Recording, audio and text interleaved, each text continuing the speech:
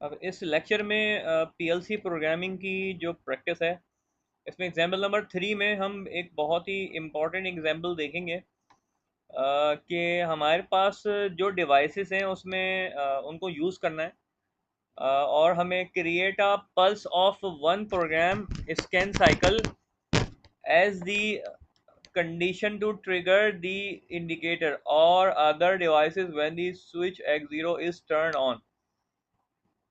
One scan cycle का मतलब ये है कि जो इंटरनल सर्किटरी है पीएलसी की, उसको जितनी clock pulses one machine cycle के लिए चाहिए वो फ्लिप फ्लॉप्स के थ्रू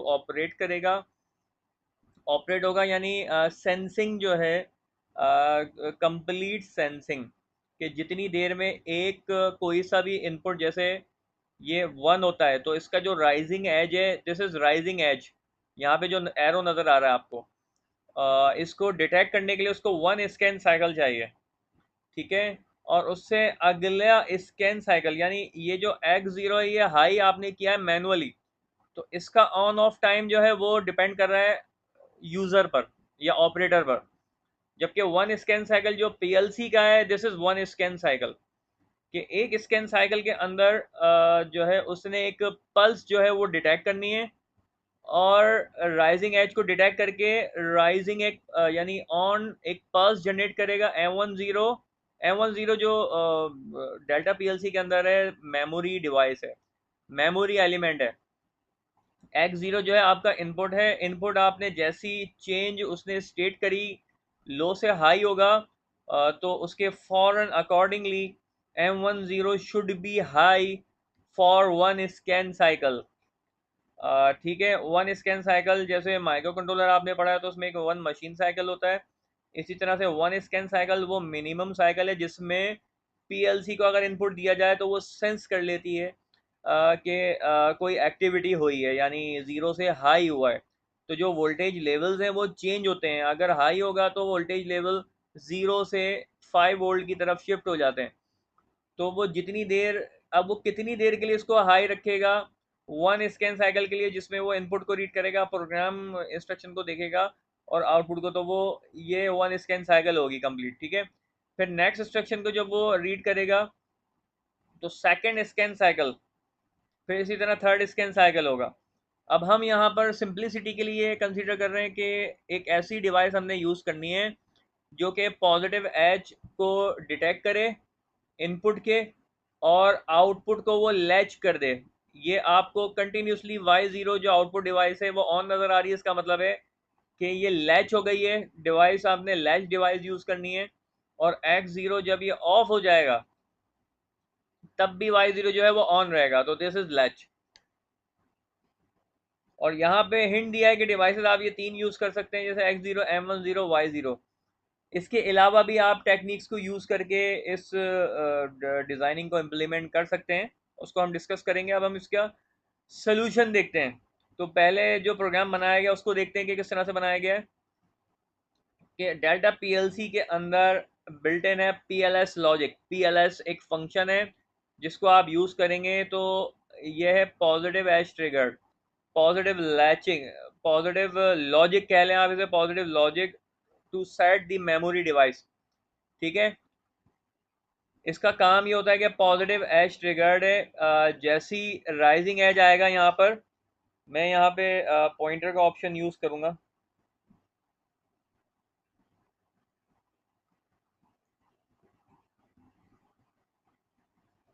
कि जैसी राइजिंग एज आएगा X0 की तरफ से, तो ये डिटेक्ट कर लेगी पीएलएस, और इस एरो के पास जो ये एरो नज़र आ रहा है, दिस इज राइजिंग एज। तो जैसी एक्टिविटी होगी पीएलएस उसको डिटेक्ट करके M10 को वन स्कैन साइकिल के लिए ऑन रखेगा और फिर ऑफ कर देगा। और M10 मेमोरी एलिमेंट है, और अब आप उसका नॉर्मली ओपन या नॉर्मली क्लोज, जहां जहां कॉन्टेक्ट आपने पूरे प्रोग्राम में यूज़ किए होंगे, तो वो सेकंड स्कैन साइकिल में अपने स्टेट को चेंज करेगा। पीएलएस जो है वो ऑन करेगा, और जैसे ही M10 को ऑन कर दिया तो M10 के बाद जहां जहां कॉन्टेक्ट है वो नेक्स्ट स्कैन साइकिल के अंदर वो ऑन हो जाएंगे। और यहाँ पे जैसी हाई पल्स आएगी तो ये इंस्ट्रक्शन जो है वो रन हो जाएगी। ये इंस्ट्रक्शन है सेट। सेट का मतलब है कॉन्स्टेंटली आपने Y0 को ऑन कर देना है। तो Y0 जो है वो कॉन्स्टेंटली इस एक्टिविटी के बाद ऑन रहेगा, ऑन हो जाएगा until and unless you press the reset button and for this you have to use the reset logic। ठीक है, तो यहाँ पे हमने सेट लॉजिक अप्लाई कर दी। इसी तरह से अब हम जो रीसेट लॉजिक है वो उसकी इन्वर्टेड होगी, तो वो नेक्स्ट स्लाइड में हम देख लेते हैं कि नेक्स्ट स्लाइड के अंदर यहाँ पर सेकंड प्रोग्रामिंग लॉजिक है। और सेकंड प्रोग्रामिंग लॉजिक के अंदर क्या है कि फॉलिंग एज ट्रिगर्ड आपने डिवाइस यूज़ करनी है। तो आपने पहले जो पॉजिटिव एज ट्रिगर्ड यूज़ करी थी, सेकंड एग्जांपल के अंदर है कि जब आपने X0 का बटन प्रेस किया तो उस वक्त Y0 ऑफ नहीं होगा, बल्कि जब आप उसको रिलीज करेंगे, यानी एक दफ़ा आपने हाई करना ज़रूरी है X0 को, फिर उसको लो करना है, तो उसके साथ ही M10 device memory device activate हो जाए 1 स्कैन साइकिल के लिए और रीसेट कर दे Y0 को। तो इसकी लॉजिक आप किस तरह से बनाते हैं, यहाँ पे X0 के साथ PLF का फंक्शन यूज़ किया गया है। PLF का मतलब है फॉलिंग एज ट्रिगर्ड लॉजिक है ये, ठीक है। और एस जो है वो राइजिंग एज के लिए था और एफ जो है वो फॉलिंग एज के लिए, ठीक है। ये अपने स्टैंडर्ड इन्होंने यूज़ किए हैं डेल्टा कंपनी ने। तो आप उसके अकॉर्डिंगली कुछ भी एब्रीविएशन अपना बना सकते हैं, बस ये याद रखना है कि फॉलिंग के लिए एफ है, राइजिंग के लिए एस है।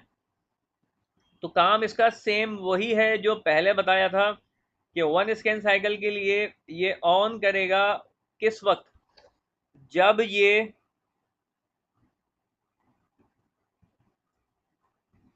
मैंने इसको पेन मोड में कन्वर्ट कर दिया है। और देखें ये जब हाई होगा X0 तो उस वक्त PLF जो है वो कोई एक्टिविटी नहीं करेगा, वो ज़ीरो रहेगा। जैसी ये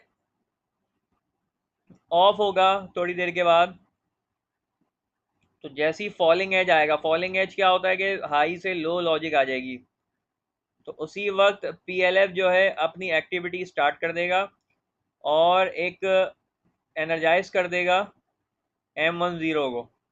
और M10 1 स्कैन साइकिल के बाद ऑफ हो जाएगा, यानी 1 स्कैन साइकिल तक इसने ऑन रहना है और उसके बाद ये ऑफ हो जाएगा। तो M10 जहाँ जहाँ कॉन्टेक्ट्स लगे होंगे तो वो अपनी स्टेट को चेंज करेंगे। तो M10 नॉर्मली ओपन था, तो अब यहाँ एक्टिविटी होने के बाद वो क्लोज हो जाएगा। और क्लोज होने का मतलब है कि इसकी लॉजिक हाई हो गई है। अब there is a path for the current to flow, तो करंट यहाँ से फ्लो करेगा और एनर्जाइज कर देगा इस फंक्शन ब्लॉक को। RST तो रीसेट कर देगा Y0 को। तो ये जो इंस्ट्रक्शन है, ये जो प्रोग्राम हमने बनाया है, ये यूजिंग फंक्शनल इंस्ट्रक्शन ब्लॉक को हमने यूज करके बनाया है। तो ये आपको जो नज़र आ रहे हैं ये बॉक्सेस हैं, और ये बॉक्सेस आप जब भी यूज़ करेंगे तो इनको एक्टिव करना ज़रूरी है। जब तक यहाँ से यहाँ तक इनको लेफ़्ट साइड से राइट साइड पे करंट फ्लो नहीं मिलेगा, ये एक्टिवेट नहीं होंगे। और इनको एक्टिवेट करने के लिए आपको ऐसी लॉजिक लगानी होगी कि जैसी वो लॉजिक हाई होगी तो ये फंक्शनल ब्लॉक एक्टिवेट हो जाएंगे। और अगर आपने एक एक्टिविटी, जैसे प्रीवियस केस में हमने क्या देखा था, सेट की लॉजिक इंप्लीमेंट करी थी, तो सेट की लॉजिक इंप्लीमेंट करने के लिए जब आपने एक दफ़ा इसको सेट कर दिया तो ये उस वक्त तक सेट रहेगा जब तक आप रीसेट का फंक्शन एक्टिवेट नहीं करेंगे। तो ये 2 से 3 पॉइंट्स हैं जो बहुत इंपॉर्टेंट है।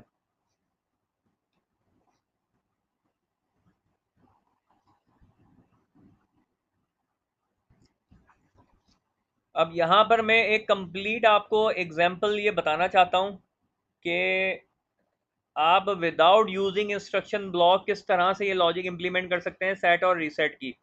राइजिंग एज ट्रिगर्ड और फॉलिंग एज ट्रिगर्ड।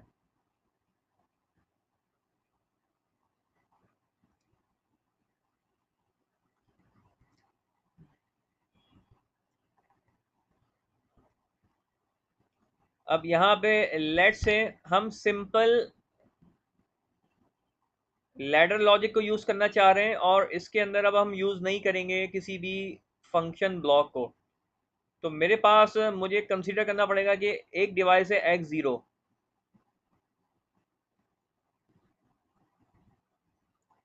x0 जो है वो स्टार्ट है और x1 जो है वो नॉर्मली क्लोज है। अब मैं x0 लगाऊंगा और यहाँ पर मैं डायरेक्ट कॉइल लगाऊंगा, यानी आउटपुट कॉइल y0।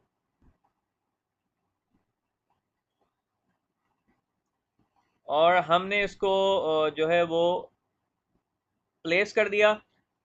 अब अगर मैं इस लाइन को डायरेक्टली कनेक्ट कर दूं यहाँ पे,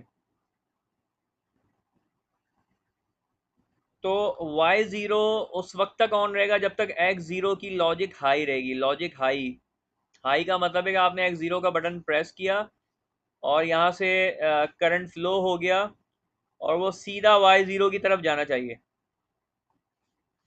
तो सेकेंडली अब हमने करना ये है कि जैसे ही मैं x0 को जब मैं रिलीज करता हूं तो वापस से करंट जो है वो ब्लॉक हो जाएगा। जब वो ब्लॉक हो जाएगा तो y0 भी ऑफ हो जाएगा। तो हमें एक ऐसी डिवाइस यहाँ पे प्लेस करनी है जो कि करंट को ऑल्टरनेट पाथ जनरेट करे और इसको मिल जाए। तो इसका तरीका क्या है?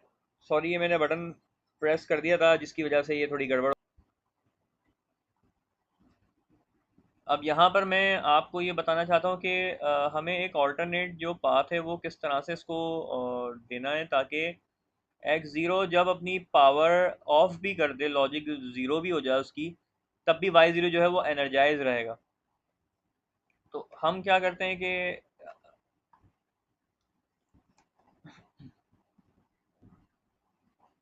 एक पैरेलल में ब्रांच लगा देते हैं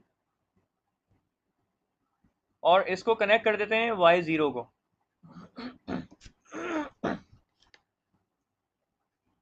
तो अब हमें ये भी देखना है कि जैसे ही हम पीएलसी का यानी पीएलसी के पावर को ऑन करेंगे तो करंट यहाँ से फ्लो करना शुरू हो जाएगा और y0 को मुस्तकिल एनर्जाइज रखेगा। और हम ऐसा नहीं चाहते कि ऐसा हमारी मर्जी के बगैर हो। हमें ये देखना है कि x0 का बटन जब हम दबाएं तो वो एनर्जाइज हो और उसी वक्त वो लैच हो। ऐसा ना हो कि पीएलसी हमने ऑन नहीं भी करी तब भी वो जो है वो एनर्जाइज हो जाए। तो अब हमने क्या करना होगा कि यहाँ पर हमें देखना है कि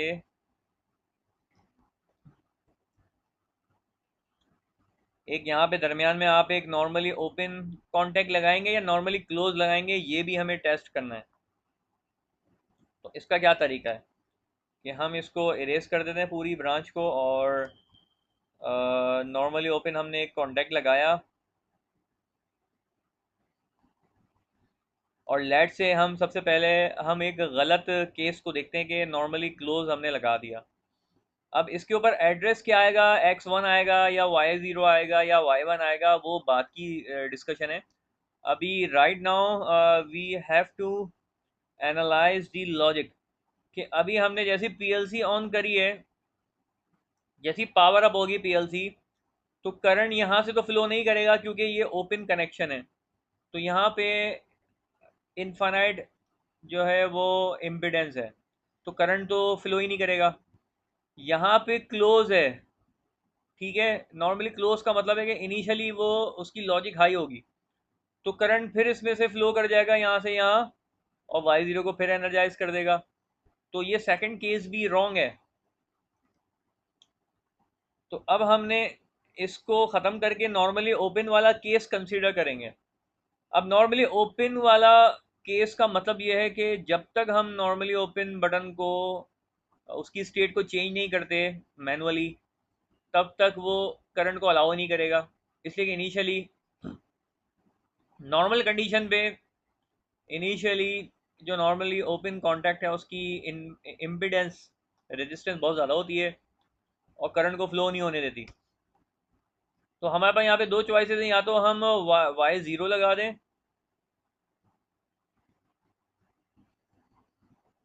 और या फिर हम यहाँ पे एक्स ज़ीरो लगा दें। इन दोनों में से कोई एक हम कंसीडर करते हैं। यहाँ पे अगर हमने एक्स ज़ीरो दबा दिया तो बात वही हो जाएगी कि पहला जो केस है उसमें एक्स ज़ीरो दोनों इनपुट्स हम कंसीडर करते हैं। जब एक्स ज़ीरो दबाएंगे तो करंट यहाँ से भी फ्लो करेगा, यहाँ से भी फ्लो करेगा। जैसे ही एक्स ज़ीरो का हम रिलीज करेंगे तो करंट यहाँ से भी स्टॉप कर जाएगा और यहाँ से भी स्टॉप कर जाएगा। तो इसका मतलब है x zero is not a good choice. अब आते हैं हम वाई ज़ीरो। तो वाई ज़ीरो की जगह पर हम अगर एक्स वन भी लगा दें कि एक्सटर्नल इनपुट लगा दें, तो वाई ज़ीरो को हम लैच फिर भी नहीं कर सकते, क्योंकि एक्स वन को दबा रहना होगा। तो इसलिए अब हमने डायरेक्ट करेक्ट जो कंडीशन है हम उसकी तरफ जा रहे हैं कि वाई ज़ीरो का कॉन्टेक्ट हमने यहाँ लगाया है। एक्स ज़ीरो जैसे ही प्रेस करेंगे वाई ज़ीरो एनर्जाइज होगा, करंट जो है वो फ्लो करेगा यहाँ से यहाँ तक। जैसे ही वाई ज़ीरो एनर्जाइज होगा तो वाई ज़ीरो के कॉन्टेक्ट जहाँ जहाँ लगे होंगे वो अपनी स्टेट को चेंज करेंगे, और नॉर्मली ओपन जो है वो क्लोज हो जाएगा। ये मैंने छोटा जो डायगनल एक लाइन ड्रॉ करी है ये बताने के लिए कि इसकी लॉजिक अब हाई हो गई है। तो एक करंट फ्लो अब यहाँ से भी होगा। तो करंट के पास अब यहाँ पे दो रास्ते हैं टू फ्लो।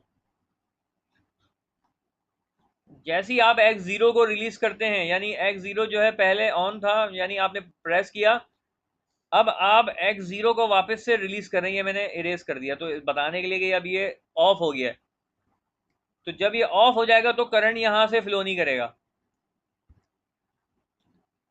तो करंट यहाँ से जो फ्लो कर रहा है वो फ्लो करता रहेगा, वाई ज़ीरो स्टिल ऑन रहेगा, एक्स ज़ीरो से अब वो इंडिपेंडेंट हो गया। तो without using a functional block हमने लैच लॉजिक इंप्लीमेंट कर लिए। अब हम इसको स्टॉप करना चाहते हैं। जो रीसेट की कंडीशन आपने यहाँ पे नजर आई है, आपको देखी है आपने, ये अब रीसेट की कंडीशन अब हमने यहाँ पे अप्लाई करनी है। अब रीसेट का बटन यहाँ स्टार्ट में मैं आपके कॉन्सेप्ट क्लियर करूंगा प्रोग्रामिंग के अंदर के हमें कहाँ कहाँ लगाने होते हैं। मेरे पास कौन कौन से ऑप्शन है कि मैं रीसेट का बटन लगा सकता हूँ। अगर हम रीसेट का बटन डायरेक्ट एक्टिव करना चाहते हैं किसी पुश बटन के थ्रू, तो ये याद रखिएगा हमें ऑलवेज, जैसे ये RST है और मैंने यहाँ पे एक फंक्शन ब्लॉक बना दिया है, और इसमें जो भी डिवाइस लगी होगी ये उसको रीसेट कर देगा जब भी इसको करंट यहाँ पे मिल जाएगा कंप्लीट। अब या तो मैं यहाँ पे नॉर्मली ओपन X1 लगा दूं, और या नॉर्मली क्लोज लगा दूं। नॉर्मली क्लोज में क्या होगा कि पावर जैसी ऑन होगी PLC की तो इसको नॉर्मली क्लोज से रीसेट होता रहेगा ये X1। तो ये वाली कंडीशन तो गलत हो गई दूसरी। तो पहली वाली कंडीशन हमने सीख ली है, लर्न कर लिए कि किस तरह से हम इसको अप्लाई करते हैं। अब मैं आपको बताने ये चाह रहा हूँ कि जब भी फंक्शनल ब्लॉक है उसको एक्टिव करने के लिए आपको बटन को प्रेस करना पड़ेगा। नॉर्मली ओपन बटन लगाएंगे आप, जबकि विदाउट यूजिंग इंस्ट्रक्शन ब्लॉक अगर हम ये वाली लॉजिक अप्लाई करते हैं, ये वाली जो हम जिस पे अंडरस्टैंड कर रहे हैं, तो यहाँ पे ये याद रखिएगा कि जो रीसेट का बटन होगा वो ऐसी जगह पे लगाना है और नॉर्मली क्लोज लगाना है, ताकि जब आप उसको एक्टिव करें तो वो ब्रेक कर दे करंट का पाथ। जब तक ये वाला करंट ब्रेक नहीं होगा, ये डायरेक्शन यानी ये जो एक मीडियन बन गया है, जब तक ये ट्रेवलिंग पाथ करंट का कंडक्शन पाथ ब्रेक नहीं होगा उस वक्त तक ये लैच रहेगा। तो अब मैं क्या करता हूं कि एक तो मेरे पास रास्ता है कि इस ब्रांच में मैं कहीं भी लगा दूं। जैसे फॉर एग्जांपल मैंने यहां पे लगा दिया नॉर्मली क्लोज, ठीक है, और उसको नाम दे दिया X1।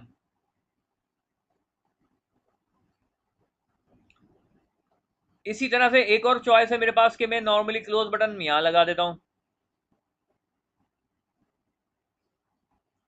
This is also X1। और एक चॉइस है कि मैं X1 यहां पे लगा देता हूं।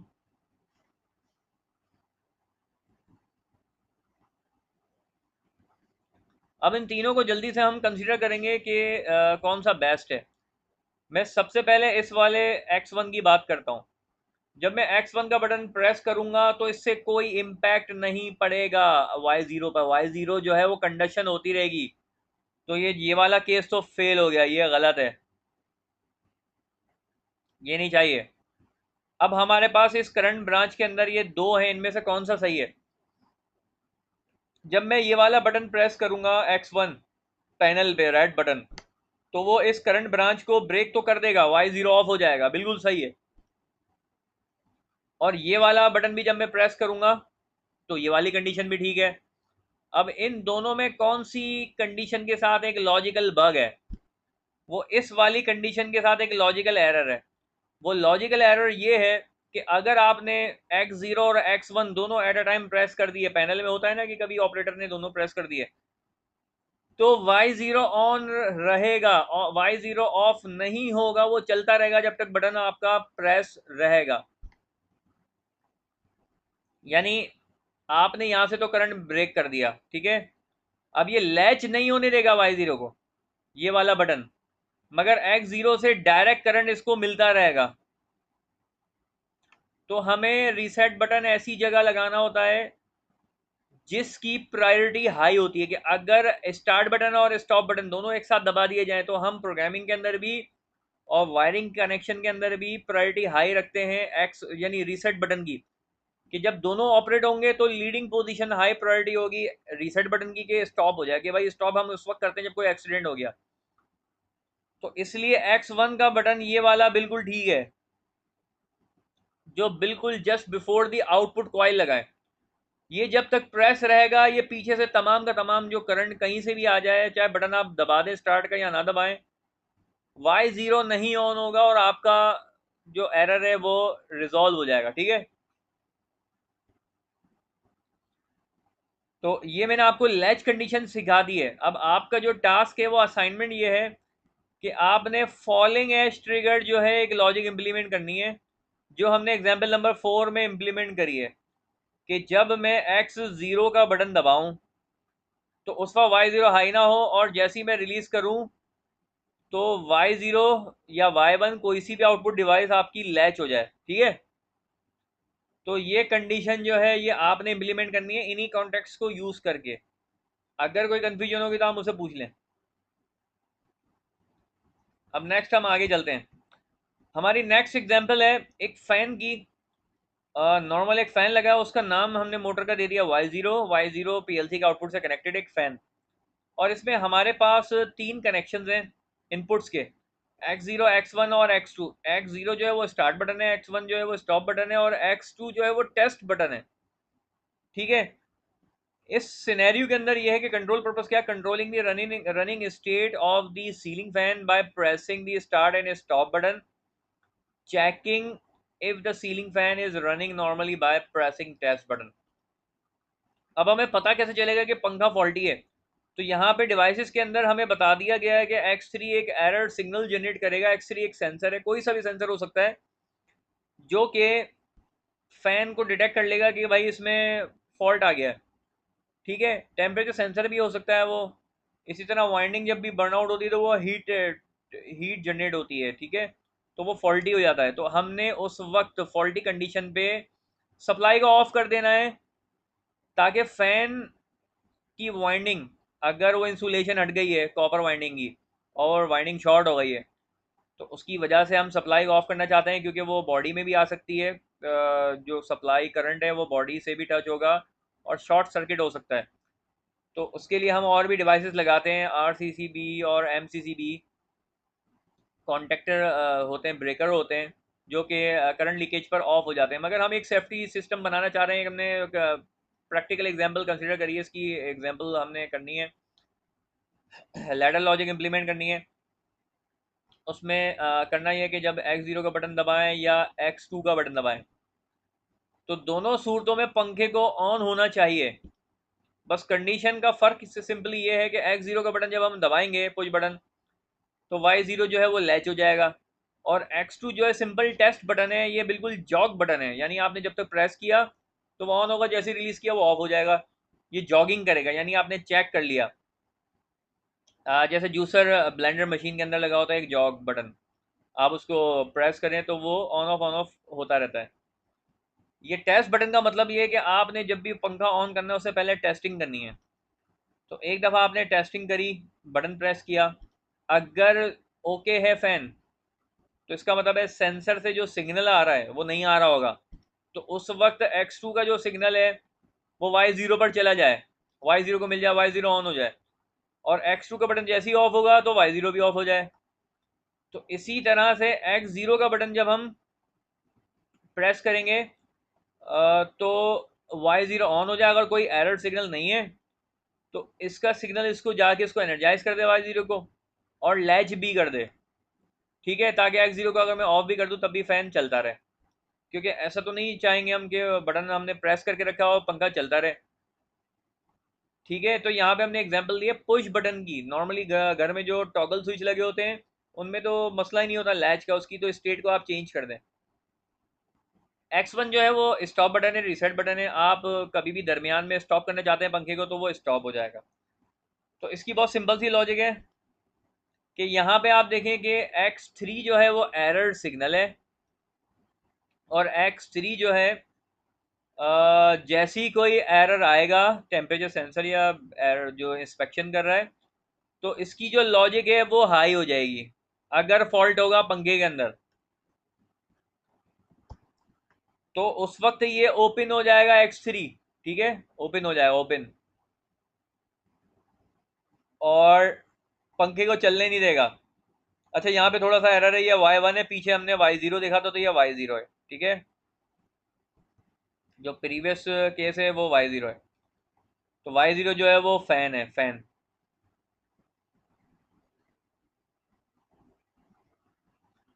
तो अब X3 का सिग्नल हम इनिशियली कंसीडर करते हैं कि ओके है, फैन ओके है, और X3 का जो सेंसर सिग्नल सिग्नल है वो नहीं आ रहा, वो जीरो है, और वो नॉर्मली क्लोज पड़ा रहेगा। नॉर्मली क्लोज का मतलब है पीछे जो भी करंट आएगा वो आगे ट्रांसफर कर देगा।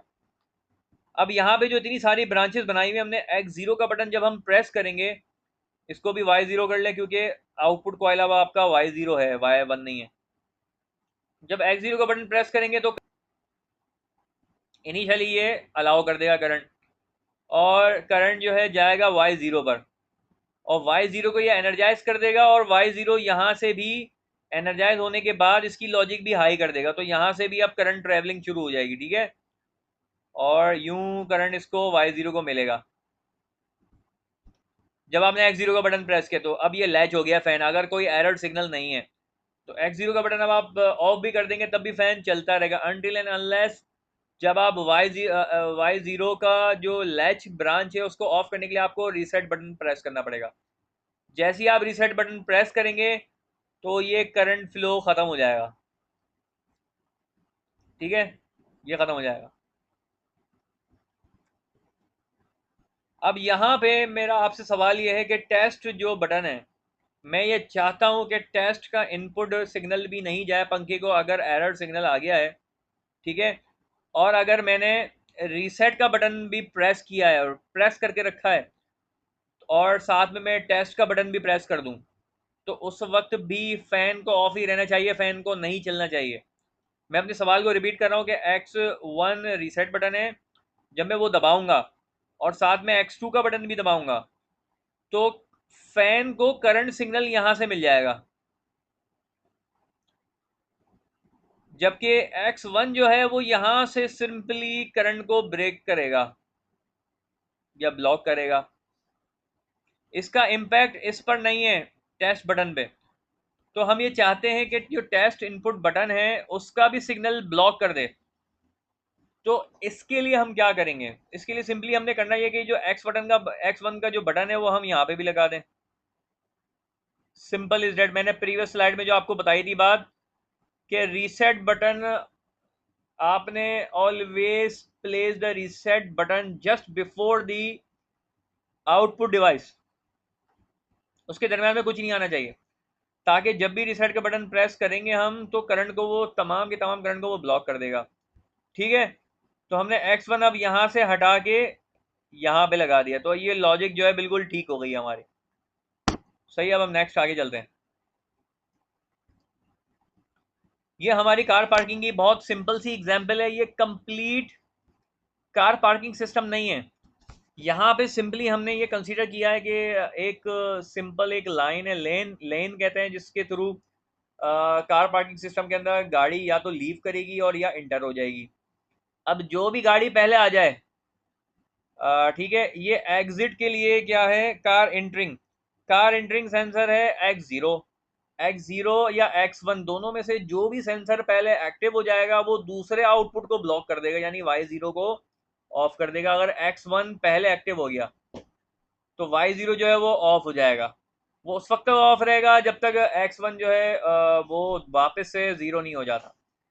इसी तरह से X0 अगर पहले हाई हो गया, इसका मतलब है बाहर से गाड़ी पार्किंग सिस्टम के अंदर आ रही है, तो जैसे ही X0 पर सिग्नल आएगा तो इसका मतलब है कि अंदर से कोई गाड़ी बाहर ना आए, वो वेट करे जब तक उसकी Y1 जो है उसको ग्रीन लाइट नहीं मिल जाती।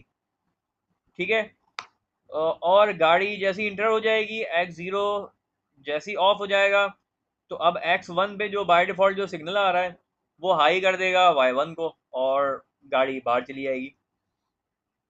तो बाहर जाने के लिए उसको रास्ता मिल जाएगा, और X1 उस वक्त हाई हो जाएगा और गाड़ी बाहर जा सकती है आराम से। और जो कार एंटरिंग पोजीशन पे जो गाड़ी है उसको वेट करना पड़ेगा जब तक Y0 ऑन नहीं हो जाता। तो यहाँ पे हमें इंटरलॉकिंग का कॉन्सेप्ट इस्तेमाल करना है। इंटरलॉकिंग का कॉन्सेप्ट ये है कि जब Y0 ऑन होगा तो Y1 ऑफ रहेगा उस वक्त तक जब तक Y0 ऑन है। जब Y1 ऑन होगा तो Y0 जो है वो ऑफ रहेगा। This is called interlocking. दोनों को एक साथ अगर सिग्नल दे दी जाए तो ये दोनों ही ऑफ हो जाएंगे। ठीक है, तो एक्सीडेंट से बचाने के लिए ये इंटरलॉकिंग होती है। तो स्टॉप, तो मैंने पहले ही आपको बताया कि ये बहुत सिंपल सी, हमने एक छोटी सी एग्जांपल दी है कार पार्किंग सिस्टम की, ये कंप्लीट एग्जांपल नहीं है कार पार्किंग सिस्टम की। तो इसके अंदर आपको काफ़ी लूप होल्स समझ नज़र आ रहे होंगे। अभी सिंपली इस एग्जांपल के अंदर मुझे इंटरलॉकिंग सिखानी थी आपको, तो इसलिए ये एग्जांपल मैं शो कर रहा हूँ यहाँ पे। इसी तरह से आप ये भी कंफ्यूज हो सकते हैं कि Y0 जो है जब वो ऑन है तो गो का सिग्नल आ रहा है, Y0 जब ऑफ है तो यहाँ पे भी एक रेड लाइट होनी चाहिए। तो उसके लिए आप जो है वो रिले यूज कर सकते हैं, normally open normally close contact दोनों ही आप यूज करके, और बल्ब को आप ऑन ऑफ करवा सकते हैं सिंपली। ठीक है, और पीएलसी से आपने जस्ट Y0 को एनर्जाइज करना है और Y0 को ऑफ करना है।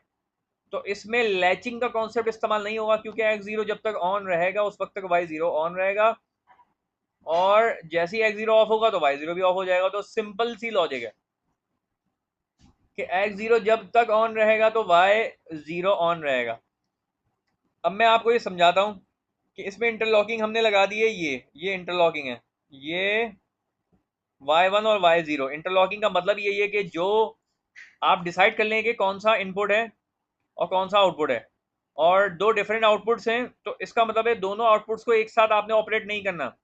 तो Y0 जब ऑपरेट होगा तो उसका एक नॉर्मली क्लोज कॉन्टेक्ट आप दूसरे वाले आउटपुट के साथ लगा दें, और Y1 जब ऑपरेट होगा, यानी दूसरा वाला आउटपुट है, तो उसका नॉर्मली क्लोज पहले वाले के साथ लगा दें, नॉर्मली क्लोज बटन, कि इन दोनों में से जो भी जब भी एक्टिवेट होगा, जाहिर है जब Y0 इनिशियली लेट से कि एक्टिव हो गया तो Y0 यहाँ से ब्रेक कर देगा, ये अब नॉर्मली ओपन हो जाएगा, ये लाइन हट जाएगी, ये अब Y0 यहाँ पर नॉर्मली ओपन हो जाएगा। जब Y0 जब तक एनर्जाइज रहेगा, तो Y0 अब ये नॉर्मली ओपन हो गया है, तो no current flow in the second line. तो Y0 को Y1 को कोई करंट मिलेगा ही नहीं, चाहे ये हाई भी हो जाए, तो ये करंट ब्लॉक रहेगा यहाँ से यहाँ तक।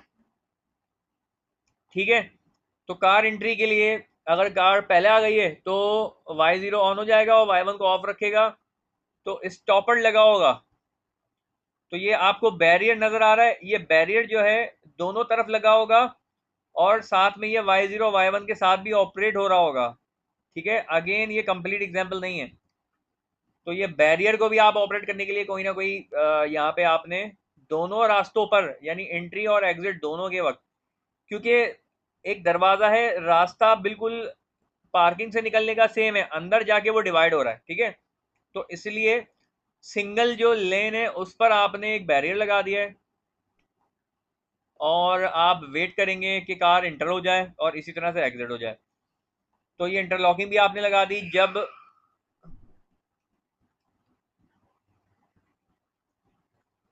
जब कार इंटर हो रही थी तो करंट सिग्नल यहाँ से आ रहा था, और ये x0 जो है ये क्लोज हो जाएगा क्योंकि कार इंटर हो रही है, और करंट फ्लो यहाँ से यहाँ तक होता रहेगा, और गाड़ी जैसी गुजर कर इंटर हो जाएगी अपने सेंसर से हट जाएगी, तो वापस से x0 जो है वो ऑन मतलब ऑफ हो जाएगा, और x1 जो है ये कार एग्जिट है, और एग्जिट कार भी यहाँ पर आ चुकी है।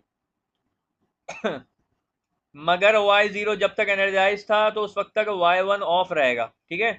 तो अब जो है केस उल्टा हो गया है कि गाड़ी गुजर गई है x0 से, यानी इंटर हो गई है, तो अब y0 ऑफ हो गया है। जब y0 ऑफ हो जाएगा तो ये y0 अब ये नहीं रहेगा, नॉर्मली ओपन क्लोज हो जाएगा, ठीक है। तो जो करंट फ्लो यहाँ से हो रहा था, अब वो करंट यहाँ से यहाँ तक फ्लो कर जाएगा। जैसे करंट यहाँ से यहाँ तक फ्लो करेगा y1 एनर्जाइज हो जाएगा, और y1 का जो नॉर्मली क्लोज कॉन्टेक्ट था वो यहाँ पर अब नॉर्मली ओपन हो जाएगा जब तक गाड़ी एग्जिट नहीं कर जाएगी, ठीक है। तो ये y1 की अब बारी है इंटरलॉक करने की y0 को। तो इस तरह से आपने एक्सीडेंट को से बचाने के लिए आपने एक सिस्टम लगा दिया सिंपल सा इंटरलॉकिंग वाला। तो इस एग्जांपल के अंदर इंटरलॉकिंग आपको अच्छे से समझ में आ गई होगी, और ये y1 नॉर्मली ओपन उस वक्त तक रहेगा जब तक गाड़ी बाहर नहीं निकल जाती। जैसी गाड़ी बाहर निकलेगी तो ये भी अब खत्म हो गए, दोनों इनिशियल कंडीशन पे आ जाएंगे। ये भी इनिशियल कंडीशन पे आ गया, ये भी खत्म, ये भी खत्म, ठीक है, ये भी खत्म। और अब वो वेट कर रहा होगा कि जैसी कोई गाड़ी आएगी जिस तरफ पहले आएगी वहां पे पहुंच जाएगा। इन केस अगर दोनों एक साथ आ गई हैं तो दोनों जो है दोनों तरफ सिग्नल ऑपरेट नहीं होगा, एक्टिव नहीं होगा, और उसके लिए आपको अनदर लॉजिक लगाना होगी कि अगर दोनों गाड़ियां एक साथ आ गई हैं तो आप एंड गेट लॉजिक लगा के किसी एक को प्रायोरिटी दे दें, ठीक है।